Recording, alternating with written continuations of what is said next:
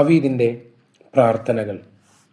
ദാവീദിൻ്റെ സ്വർണ്ണഗീതം എന്നറിയപ്പെടുന്ന സങ്കീർത്തനമാണ് 16-ാം സങ്കീർത്തനം.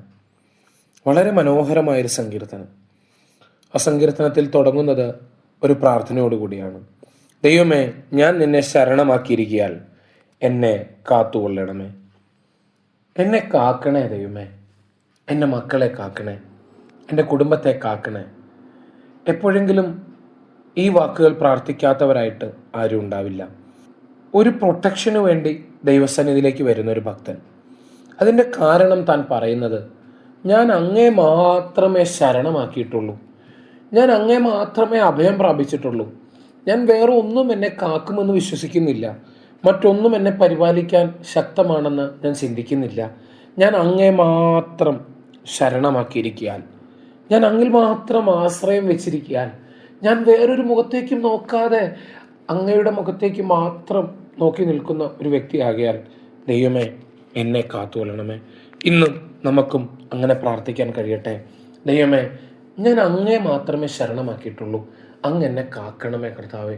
ഈ ഭൂമിയിൽ എന്നെ കാക്കാൻ മറ്റൊന്നില്ല, മറ്റൊരാളില്ല, അങ്ങ് എന്നെ കാക്കണമേ എന്ന് പ്രാർത്ഥിക്കാൻ നമുക്ക് കഴിയുമോ? ദാവീദ് കാക്കാൻ പറയുന്ന ഒത്തിരി കാര്യങ്ങളുണ്ട്. ഒന്ന് 141-ാം സങ്കീർത്തനം 3-ാം വാക്യത്തിൽ ഇങ്ങനെ പറയുന്നു, യഹോവേ, എൻ്റെ വായ്ക്ക് ഒരു കാവൽ നിർത്തി എൻ്റെ അധരദ്വാരം കാക്കണമേ.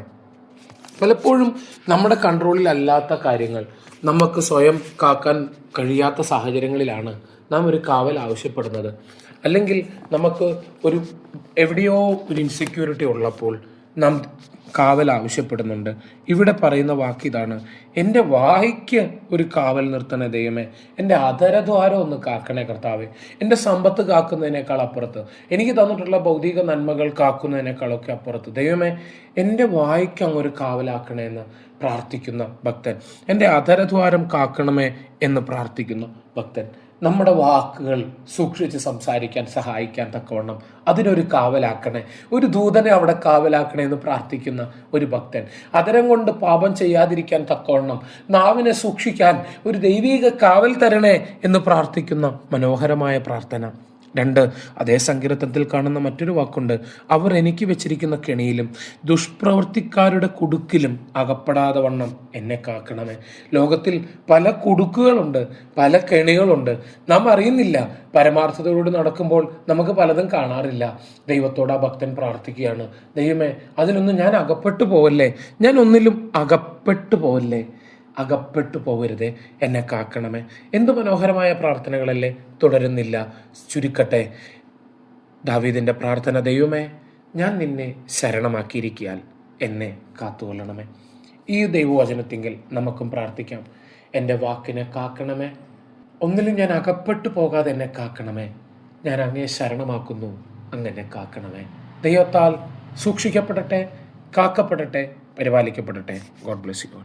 ഞങ്ങളെ വിളിക്കുവാൻ ആഗ്രഹിക്കുന്നുവെങ്കിൽ 0988-22-1957 എന്ന നമ്പർ ഉപയോഗിക്കുക.